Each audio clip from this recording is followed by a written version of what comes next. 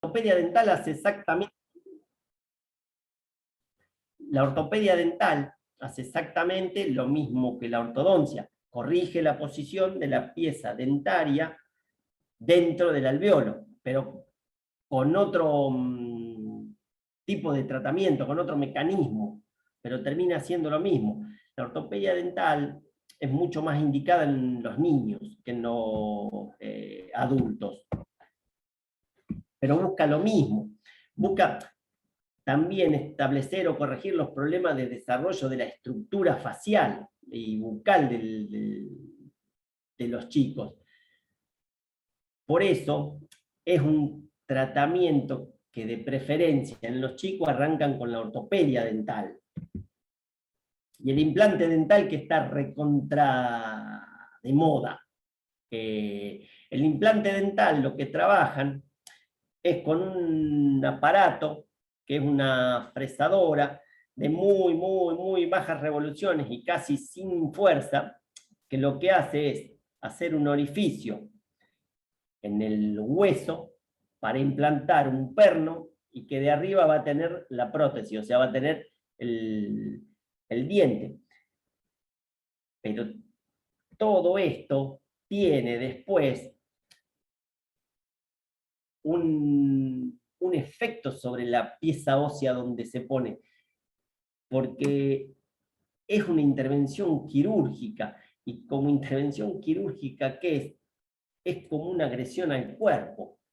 El cuerpo, en cierta manera, una respuesta defensiva va a ser. Los implantes dentales, hoy, por ejemplo, justamente atendí a una odontóloga que hace implantes dentales y justamente charlaba esto de qué pasa con la propiocepción. Porque la propiocepción en la mordida está entre el diente, los tejidos que rodean al diente y que se insertan en el alveolo, en la encía. Y eso se pierde absolutamente cuando hay un implante dental. Bueno, cuando se saca la pieza ósea también. ¿Y qué pasaba a la larga con esa disminución de la capacidad de propiocepción? Bueno, y hoy esta odontóloga, bueno, Verónica se llama, hoy Verónica me decía que se está estudiando porque parece que los tejidos que se forman alrededor, o sea, se hace un anillo alrededor del perno, del implante, y que ese anillo se cree y se está estudiando hoy que tiene propiocepción. ¿Por qué es importante la propiocepción y que el cuerpo regenere alguna especie de propiocepción en el tema de los implantes? Porque la propiocepción en los implantes es la que nos diferencia si estamos masticando una palta o una cáscara de nuez. Y esa información es la que va a hacer que cerremos, o sea, apretemos con más o con menos fuerza. Y sería, la verdad, recontra reinteresante y recontra salvador para el paciente que ese anillo que se forma en torno al perno realmente tenga propiocepción. Pero, por ejemplo, hay pacientes con implante que terminan partiendo los dientes que están debajo o arriba de ese diente de implante, pero que son los dientes propios del paciente, porque el de abajo no siente, o el de arriba no siente con cuánta fuerza tiene que apretar.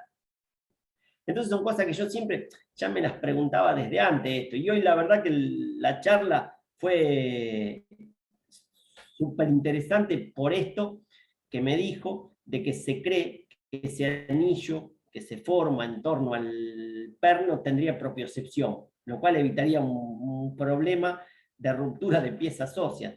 Pero los implantes dentales, cuando el paciente está totalmente desdentado, son necesarios. Dos arriba, dos abajo para sostener las prótesis. Si no, no hay manera que el paciente sostenga las prótesis. Y es más, a veces los que han participado de los cursos me han escuchado decir que el paciente, por decir de alguna manera, termina generando un montón de movimientos parafuncionales para acomodar las prótesis porque los adhesivos, el corega, por decirlo de alguna manera, no tiene una buena adhesión de las prótesis. Entonces el paciente tiene que andar moviendo la mandíbula para acomodar que la prótesis encaje en la mordida. Y las placas de relajación, que con la pandemia me parece que debe haber cada vez más, placas de relajación, son ultra necesarias. Pero es ultra necesaria nuestra participación pre-placa y post-placa. Es necesario que el paciente, antes de que le tomen la impresión de la placa, venga con nosotros. Y cuando empezó a usar la placa, si lo necesita, porque la placa le genera incomodidad, también venga con nosotros. Porque ahí es donde nosotros, con técnicas sobre los músculos, sobre las articulaciones, sobre los ligamentos, ya sea técnicas estructurales o funcionales, vamos a poder hacer que el marco bucal y el marco del macizo facial entren en coherencia o acepten la prótesis. En todo acto de odontología le podemos aportar nosotros al odontólogo en lo que podemos hacer. Y es un campo que, por la vieja interpretación de cómo se piensa la ATM, todo quedaba limitado a las estructuras articulares del temporal, de la mandíbula y el disco. Y yo les puedo asegurar que la mordida se puede modificar sin tocar la boca. Dentro de los dos niveles de formación hay maniobras y técnicas que permiten modificar el paladar duro o trabajar el paladar blando con técnicas que son por fuera de la boca, no necesariamente dentro de la boca. ¿Qué es lo que nosotros tenemos que hacer primero de todo? Contarle al odontólogo los conocimientos que poseemos y qué es lo que podemos hacer con esos conocimientos, en qué podemos asistirlo en su trabajo y ayudarlo muchas veces en los escollos que se le presentan en los tratamientos de implante, de ortodoncia. Hay muchas veces que los pacientes tienen incapacidad de apertura bucal. Y entonces va a ser imposible que el odontólogo empiece a trabajar. Y ahí es donde nosotros podemos hacer un montón para que mejore esa apertura bucal. Y no necesariamente de hacer un trabajo intrabucal, porque la apertura bucal depende de un montón de cosas. Por las relaciones anatómicas que hay en relación a la ATM. O sea, en relación a ese cóndilo de la mandíbula y a esa cavidad glenoidea y cóndilo del temporal. Las ATM, que todos pensamos que es solo maxilar inferior y temporal, tienen relación con 9 huesos. ¿Y ustedes qué piensan? ¿Que esos 9 huesos se relacionan y no van a generar influencia sobre el funcionamiento del ATM? La ATM tiene relación con una infinidad de ligamentos, 7 ligamentos cada articulación tiene. O sea que son 14 ligamentos que se tienen que poner de acuerdo para que la ATM abra simétrica y sin ruido. El campo de trabajar la ATM es pensarla mucho más allá de la articulación y que está delante del oído. ¿Sí?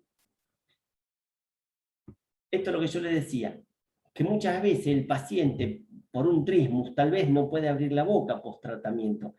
Y así como pudimos hacer algo en la previa, en la preconsulta, también el paciente lo podemos o debemos atenderlo en la postconsulta, en ese trismus, o en la disfunción que le pudo haber quedado a nivel cervical, o en el dolor que se le puede aparecer días después de la intervención odontológica en los hombros. Hay una relación directa entre lo que tiene que ver la mecánica craneal y la mecánica mandibular. Lo que pase en el plano oclusal va a depender de lo cráneo cervical. Y esos son los aportes a los que nosotros le podemos solucionar un problema al odontólogo que no sabe cómo hacerlo. Pero para poder resolver ese problema tenemos que tener la formación adecuada que nos permita verlo, entenderlo y resolverlo. Y que eso va a ser un beneficio para el paciente. ¿Por qué? Porque la intervención nuestra, pretratamiento odontológico, acorta los tiempos de tratamiento. Y se los puedo contar, bueno, hoy algunos de los odontólogos con los que trabajamos y que tuvimos esta experiencia, que se acortan los tiempos de ortodoncia, hoy no podían estar, pero se acortan los tiempos de tratamiento de ortodoncia. Hubo 2 casos que fueron programados para un tratamiento de 12 a 14 meses, y a los 10 meses estaba lo que había proyectado el odontólogo conseguir. Y lo que reduce, sobre todo, y en relación a la ortodoncia, el aporte nuestro, es que al paciente le duelen mucho menos los ajustes con la intervención nuestra. Y no es que el paciente va a tener que venir con nosotros preajuste de la ortodoncia, sino que va a tener que venir cuando el odontólogo vea que el ajuste le costó más, que la pieza dentaria no modificó su posición. Y eso es el intercambio continuo y permanente que tenemos que mantener con el odontólogo. Y nosotros, sobre todo, comprender que nuestro organismo funciona como un todo. Es ilógico pensar que si pasa un traumatismo a nivel de la caja torácica, no tengamos manifestación en ATM. Totalmente ilógico. Y es ilógico pensar que si hay una alteración a nivel del sistema digestivo, no tengamos una manifestación a nivel de lo que es el funcionamiento del sistema estomatognático. El cuerpo humano, particionado en parte cada vez más chiquitas, no funciona así. Funciona como un todo. Y esa globalidad es la responsable de los buenos resultados y de que se logren los resultados que uno quiere y que el paciente sea el que se beneficie. Creo que más de uno debe haber sentido que se dice como pisamos mordemos o como mordemos pisamos. Y tal vez lo hayan sentido y no se hayan puesto a pensar el por qué es eso. Pero hay una relación directa entre lo que es la articulación temporomandibular y la articulación del tobillo. ¿Por qué? Porque tanto la ATM como la articulación del tobillo son captores posturales. Y por eso, tener una formación o una visión o una integración desde lo que es el concepto de la posturología nos va a colaborar un montón. Y así como les cuento la relación del ATM con los pies, también está la relación del oído con la ATM, de la vista con la ATM, que son otros captores posturales que van a determinar cómo va a estar la posición erguida nuestra frente a la gravedad. Por eso, pensar ATM desde solamente las superficies articulares, mandibular, temporal y el disco es incompleto, pero absolutamente incompleto. Hay soluciones sobre pacientes que uno ni siquiera las imagina y muchas veces mejora el funcionamiento, las molestias sobre el ATM, con un trabajo sobre los ilíacos. ¿Sí? Pensemos esto, el cuerpo nuestro, con diferenciación según la función, somos todo tejido conectivo. Y ese tejido conectivo no pierde relación.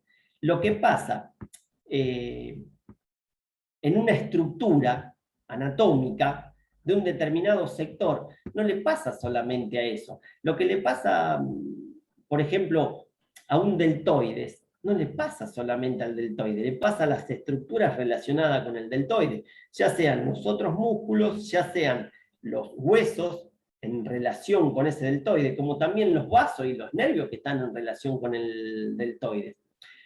Por eso, pensar el funcionamiento del cuerpo desde la globalidad es pensar en esa continuidad de las estructuras por cercanía, por estar cerca, por tener deslizamiento una sobre otra, como también tener una continuidad en que donde una termina, la otra empieza. Y si nos ponemos a unir, piensen esto, el homo ioideo, que pertenece al sistema masticatorio, se inserta en la escápula. O sea que empieza a ser parte de otro sistema que es de lo que tiene que ver con el movimiento del brazo, y también con la marcha, y también con la respiración. Y el homo ioideo es fundamental en la posición del ioides, y el ioide es fundamental en cómo funciona la mandíbula, en cómo abramos y cerramos la boca. De esta manera es imposible que creamos todavía que vamos a resolver un problema de ATM pensando en la articulación. Lo que ven en la imagen esa ahí es un homo ioideo, ¿sí? Y la unión que tiene con la fascia braquial y la fascia pectoral. Con esta relación anatómica, ¿piensan ustedes que un problema de mandíbula no puede tener que ver con algo del brazo? ¿O que una disfunción de mandíbula no puede generar algo a nivel del brazo? Son preguntas que les dejo, para que se pregunten y se piensen. Todo el sistema tegumentario nuestro es toda una continuidad. La continuidad de la fascia cervical con la fascia masseterina y con la fascia endotorácica no tiene fin y la relación es directa. Muchas veces la atención que sacamos en un sector repercute en otro. Y a veces ni imaginamos de dónde viene esa tensión. Por eso, el formarse desde una visión más global, más amplia, es fundamental si quieren tener éxito en lo que es el tratamiento de ATM. Y sobre todo, es fundamental la charla y el intercambio continuo con el odontólogo, que es el que nos va a aportar un montón de más información, como la charla que le conté que tuve hoy, que yo, la verdad, es una pregunta que yo siempre, los que han hecho los cursos conmigo, es una pregunta que yo tiro en el curso, que qué pasa con esa estructura propioceptiva que se pierde cuando se saca la pieza ósea y se pone un implante, y bueno, y esto que me contó hoy la odontóloga que hace implante, de que parece que el anillo de tejido que se hace alrededor del perno genera propiocepción, es recontrainteresante. Y sería bueno seguir investigando, sabiendo si es así y qué tipo de propiocepción tiene. Las técnicas craneales son las que nos dan especificidad en el trabajo de la articulación temporomandibular. ¿Por qué? Porque las técnicas craneales lo que nos muestran es que hay huesos que son claves para la rehabilitación y nos muestran que hay estructuras que son llaves para esa rehabilitación. El hueso clave porque es el que muchas veces va a liberar un montón de hipomovilidades que había. Y la llave es porque nos va a abrir la posibilidad de, a través del tejido blando, de liberar movimiento. Dentro de las técnicas craneales, que hay más de una para cada hueso, nosotros, conversando, charlando con el odontólogo, supongamos que está por hacer un implante en el maxilar superior, le podemos dar movilidad a ese maxilar superior. ¿Para qué? Para que cuando trabaje con la fresa, el hueso tenga cierta flexibilidad ante ese movimiento. El movimiento de la fresa no es como si fuera un taladro. La fresa lo que hace es como un movimiento de giro y expansión, y hasta a veces hay técnicas donde ni siquiera trabajan con la fresadora, sino que trabajan con otro tipo de instrumentos que hacen una expansión del orificio de la trabécula ósea. Y si nosotros le dotamos de posibilidad de movilidad a esa estructura ósea, las estructuras blandas relacionadas con la estructura ósea van a absorber ese trauma, esa fuerza mecánica a la que están sometiendo el hueso. Otra de las cosas que podemos hacer es equilibrar los temporales. Es impensado no considerar que si hay una alteración en la posición de los temporales, los cóndilos van a funcionar normal.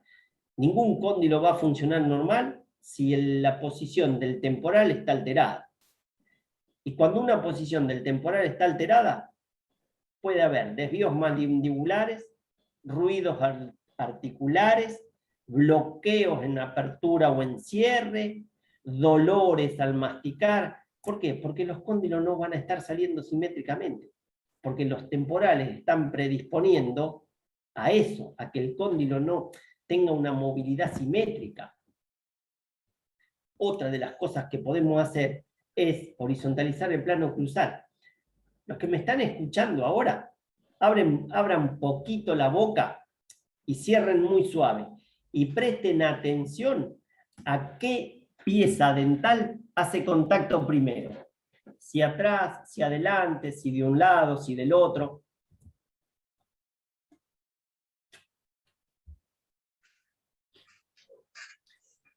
Si hay alguno que tiene la suerte que apoyen todas juntas, está re bien. Pero la mayoría debe tener algún contacto prematuro.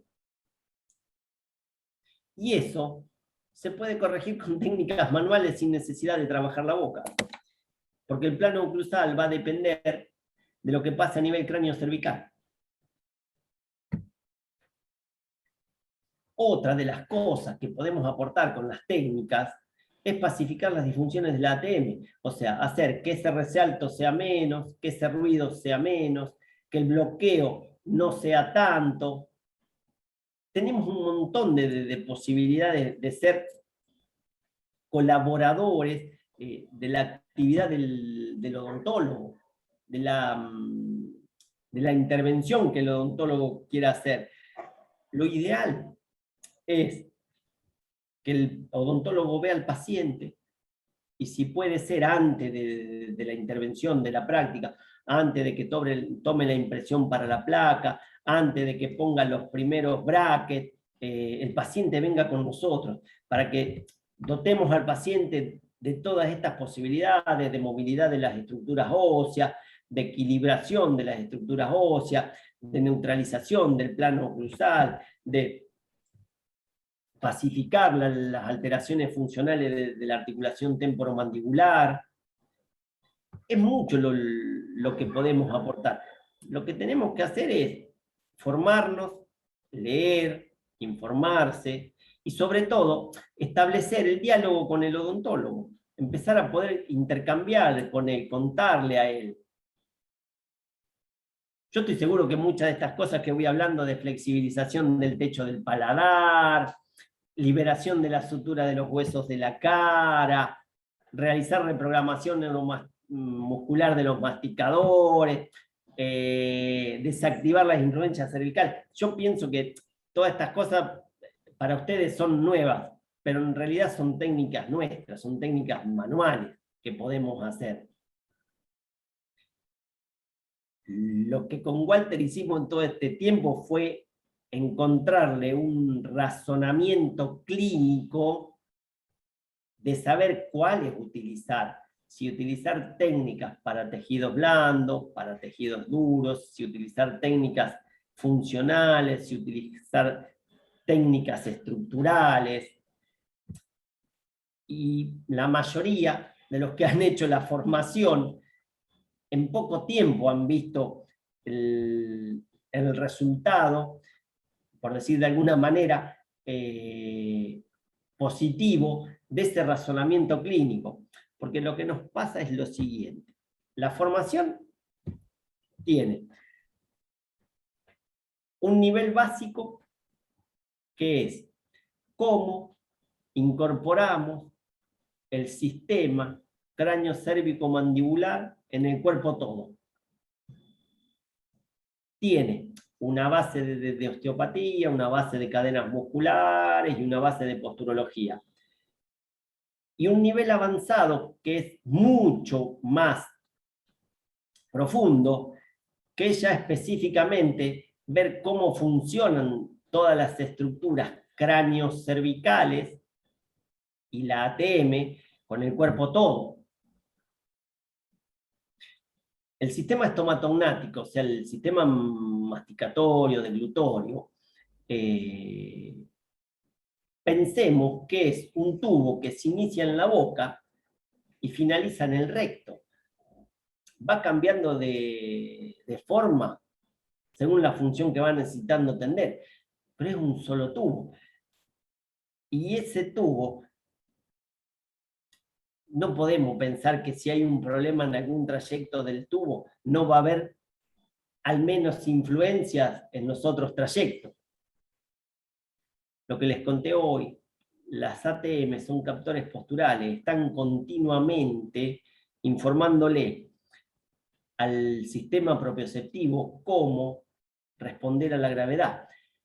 Y el macetero es un músculo postural, o sea, que tiene siempre un tono postural elevado, salvo cuando nos acostamos que no hay gravedad, pero si no el macetero está siempre activado. Por eso los puntos gatillo del macetero duelen tanto. De la alineación cervical depende el plano cruzal. O sea, de lo que pase en las cervicales depende el plano cruzal. No es lo mismo un paciente con una rectificación o con una inversión de la curva cervical que un paciente con una lordosis cervical aumentada. Prueben ustedes hacer una extensión y una flexión y fíjense qué movimiento se facilita y qué movimiento se hace más complicado. ¿Qué pasa cuando hacen extensión cervical? ¿Mejora la apertura o mejora el cierre?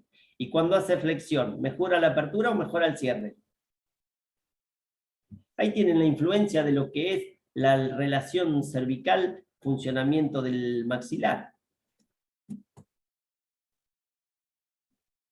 ¿Y cuánto le podemos aportar nosotros a los odontólogos sabiendo esto?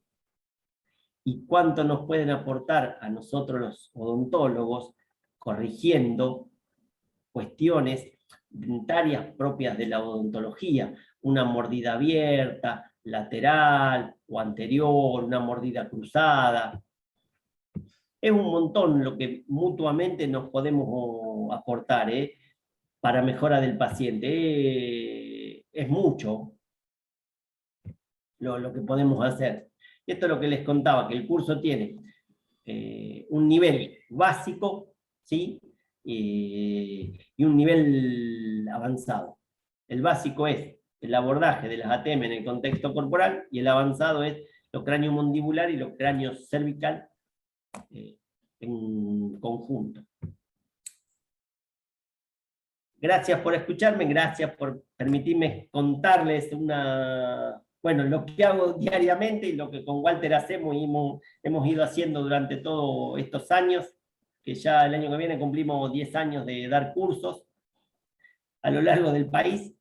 Y bueno, cualquier pregunta, Si quieren la ponen en el chat y con Raúl me la pasa y les voy respondiendo.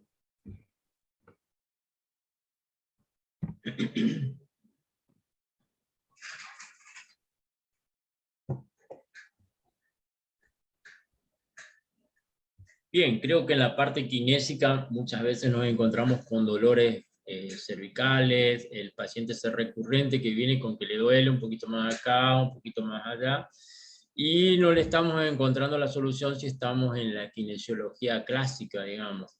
La opción de empezar a ampliar un poco el campo y empezar a ver desde las influencias que puede tener la ATM, todo ese sistema estomatognático, nos permite solucionar cosas que por ahí otros colegas o yo mismo en una versión anterior que no tenía ese conocimiento, no podía solucionar. Y bueno, esto redunda obviamente en beneficio del paciente, y el paciente en un boca a boca por ahí lo que va haciendo es difundir de que le solucionamos un problema que no tenía, que no tenía solución con otros profesionales. Entonces, por ahí tratar de ampliar ese conocimiento nos permite ampliar el campo de trabajo. Eso es una de las cosas que quisiera recordar ahí, en todo lo que vinimos escuchando.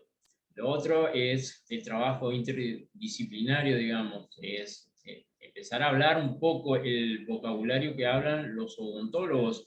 Y se hace un poquito complicado al principio por el hecho de que empezamos a hablar de posición céntrica, mordida abierta anterior, lateral, y parece como que estamos hablando otro idioma, pero a fin de cuentas estamos hablando de un idioma que es muy simple, muy sencillo, una vez que empezamos a entenderlo, y nos permite comunicarnos con los odontólogos como si estuviéramos hablando de par a par. Y verdaderamente eso nos lleva a tener un reconocimiento un poco más amplio como profesionales, nos logramos un poquito el respeto de otros profesionales. Sí, también pasa que cuando yo con los odontólogos charlamos y hacemos devoluciones, ellos tampoco saben todo el vocabulario nuestro, porque yo por ahí le digo, mirá, hay un temporal en disfunción, está en una rotación interna. Entonces, explicarle qué es eso, es lo mismo. O cuando le hablamos de disfunción, ¿qué es una disfunción? Porque por ahí el concepto de disfunción nuestro es diferente al concepto de disfunción de ellos. No sé, si hay preguntas, alguien, dudas. Si no, bueno, muchas gracias por escucharnos. Muchas gracias por dejar que le comentáramos lo que hacemos con Walter. No sé si quiere decir algo, Walter. No, todo bien. Eso, lo importante es la visión global que debemos tener sobre, como dijiste en un principio, de nuestro organismo, ¿no? Partirlo en diferentes partes. Somos una unidad y funcionamos como tal, o sea, desde el pelo de la cabeza hasta la uña de los pies, y eso nos da otra visión, y tenemos otro tipo de terapia para realizar. Así que está todo íntimamente relacionado, eso es fundamental, y cambiar nuestra posición, nuestra visión kinésica, nuestro diagnóstico y nuestro tratamiento, y ayuda muchísimo más en este caso también si colaboramos o hacemos un intercambio interdisciplinario con el odontólogo, ¿no? Mira, hay una pregunta acá, dice, ¿cuándo tienen pensado realizar la formación y en dónde sería? Es de Luciano Centini. Comentale, Mario, cómo es el tema de la formación, cortito.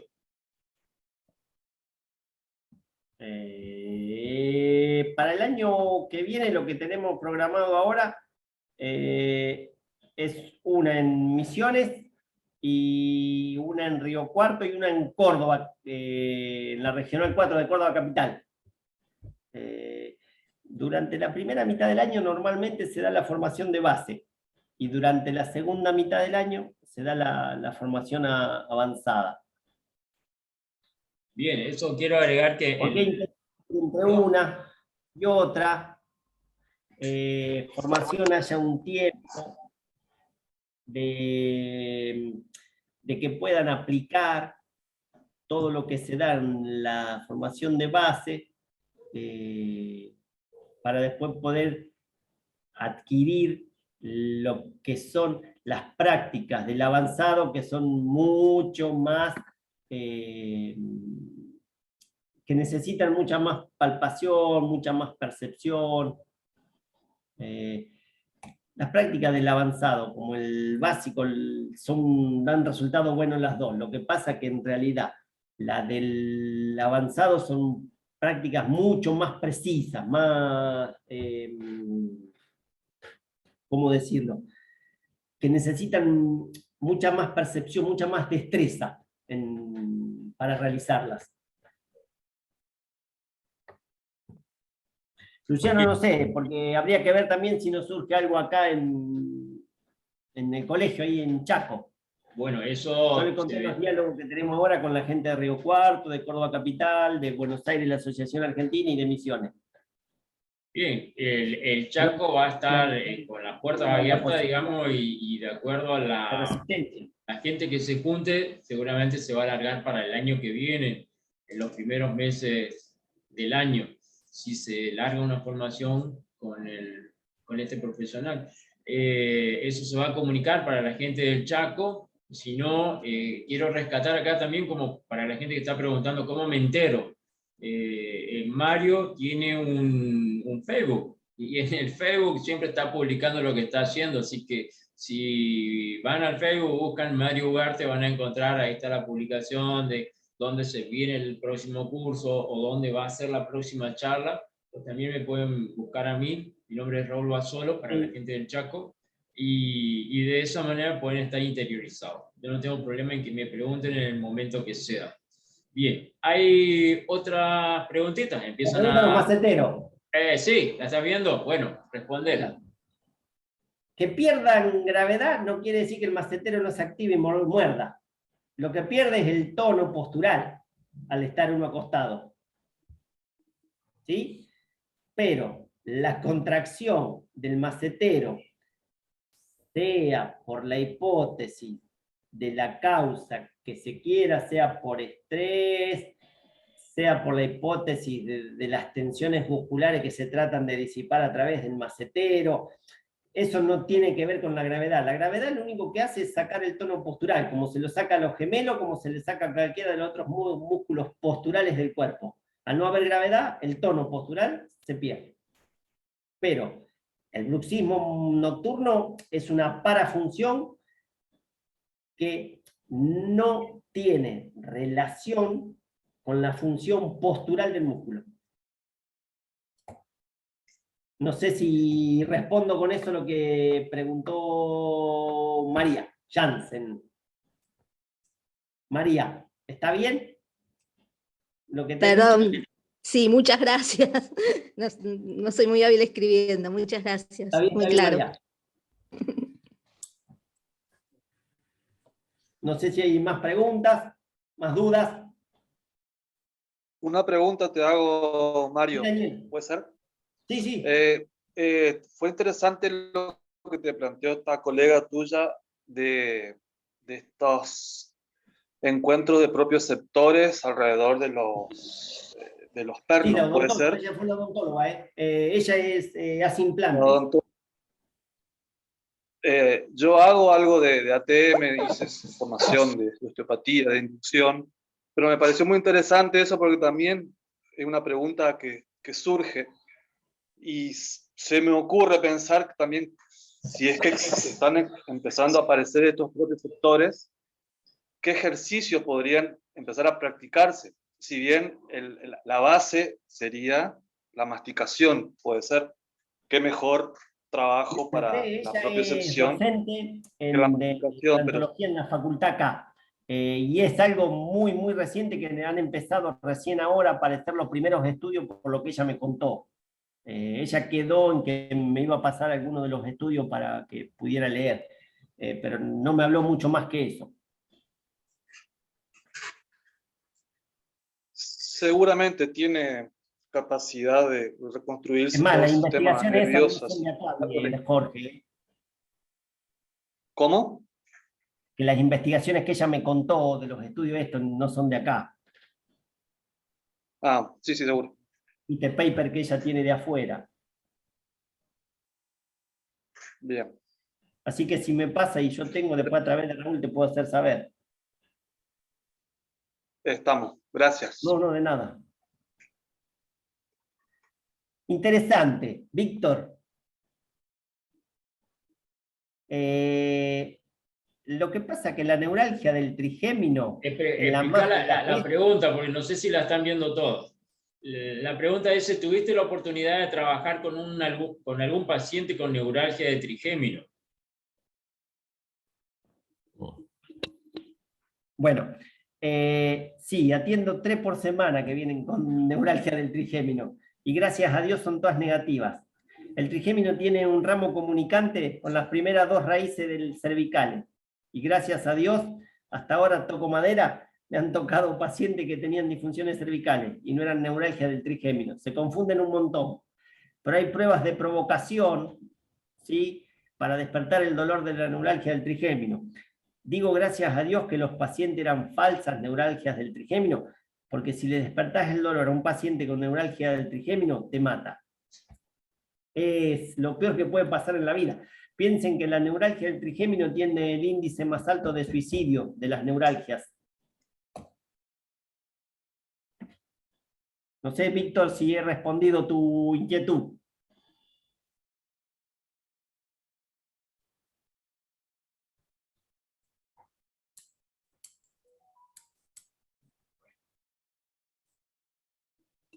No responde. Bueno, contesté lo que sé de neuralgia del trigémino. No, los pacientes que he tenido de neuralgia del trigémino propiamente dicha, y sí, Ahora, que es neuralgia. Disculpa, estaba escribiendo, pero no escribo tan rápido como hablo. Está bien. Sí, tuve la oportunidad de tener un paciente con neuralgia del trigémino que fue después de la anestesia, de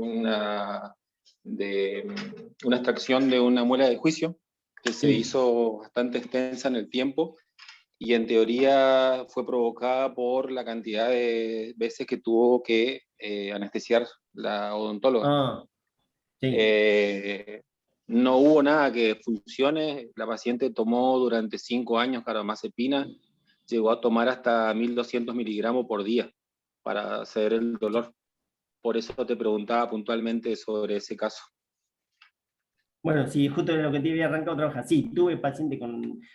En este último tiempo, gracias a Dios, todo lo que vinieron con diagnóstico y hasta con diagnóstico de operación no eran neuralgia del trigémino, eran disfunciones cervicales, que se asemejan un montón. Los que tuve con neuralgia propiamente del trigémino, que sí eran, y que los pacientes me recuerdan siempre que le desperté el dolor en la primera sesión, las técnicas manuales, sobre todo lo que tiene que ver con las fascias, pterigoidea, la fascia faringobacilar, andan muy bien. Pero terapias blandas, que es lo que a mí me ha dado resultado hasta ahora en eso, Víctor. Yo ignoro totalmente el trabajo de rehabilitación de la articulación temporomaxilar. Sí, en su momento lo consulté con una odontóloga que no está viviendo más. Yo soy de Espeña, Chaco. Sí. No Sí. está viviendo más acá, era la única que trabajaba con ATM. Hace muchos años se fue a vivir a Tucumán. Y bueno, logré comunicarme con ella y me explicó algunos ejercicios y alivió un poco y se logró que baje la cantidad de carbamazepina que tomaba, pero no que alivie totalmente. Bueno, pero Eso ves que sí, ya el trabajo sobre el tejido blando da buen resultado. sí, me explicó con unos ejercicios en lo que hacía oclusión, pero en este caso yo por la medida ocupaba un corcho, el cual ella mordía y se trabajaba en relajación de todo lo que era la parte de la articulación. Bueno, claro, está bien, porque sí, trabajar en excéntrica, en realidad, tanto el temporal como el macetero y los pterigoideos, sí, está bien. Por eso te digo, yo los mejores resultados siempre lo he tenido con las terapias blandas.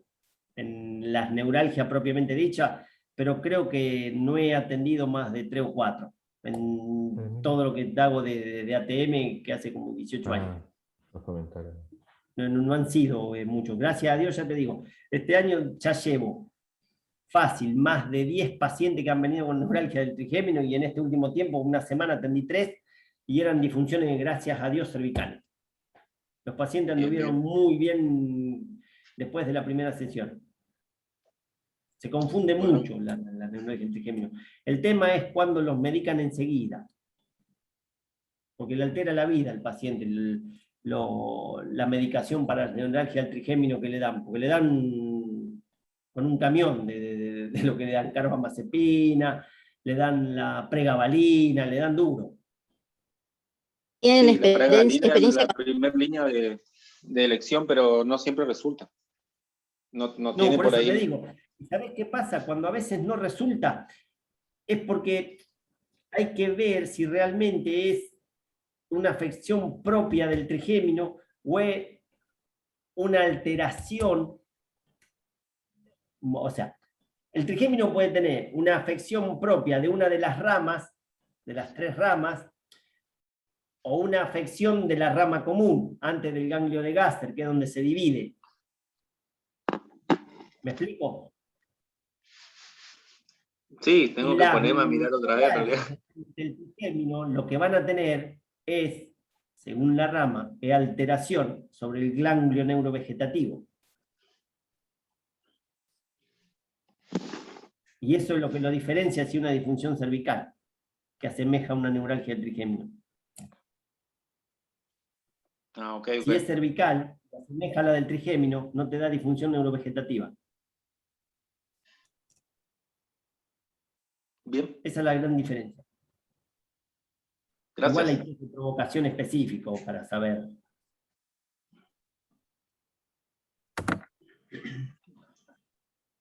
Sí, una cosita como por acotar ahí. Hay que recordar que Travel hicimos un poquito los puntos gatillos y la musculatura de la articulación y el resto de los músculos de la cara generan puntos gatillos, es decir, refieren dolores en zonas donde no se encuentra el músculo.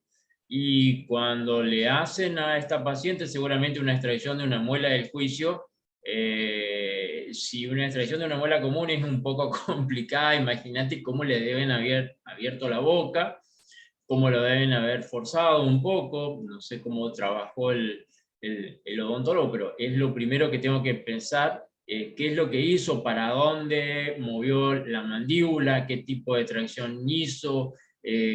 Son un montón de preguntas que vienen hacia el momento de ese donde el paciente estuvo. ¿Cuánto rato estuvo con la cabeza girada hacia el costado? Para ver, como vos dijiste, si no se trabó el occipital sobre la primera vértebra, sobre el atlas. Hay un montón de cosas que se tienen que ver. Y la mejor manera, para no errarle en todo esto, es como rescato lo que dijo Mario, tratar de trabajar con técnica blanda, digamos. Y el tema de los puntos gatillos, que también es importante saber por lo menos los básicos como para manejarlos. Sí. No sé quién era que había querido preguntar algo, o comentar algo, aportar algo. No, quería preguntar si tenían experiencia con terapia láser de diodo. Ah, no, yo no, María. Porque yo hice... Manos. Bueno, es muy interesante la práctica con láser. Sí, yo la desconozco, por eso te digo que no. Sí, para mencionar. Y que las neuralgias del trigémino no calman fácilmente con una placa de oclusal, levantando la mordida, es más dolores articulares, es mucho más severa. Y si la neuralgia es real, es verdadera, que no se la confunde con algo cervical, no calma con nada, casi. No. Y a veces es quirúrgico, que es muy peligrosa también, la intervención. Sí. Bueno, muchas gracias. Vamos, María. Sí, muy, muy amable.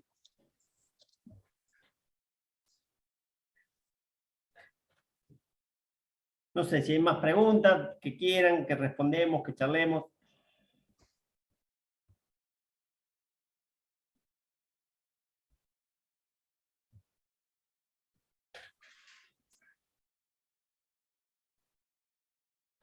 Parece que se agotaron las preguntas, Mario.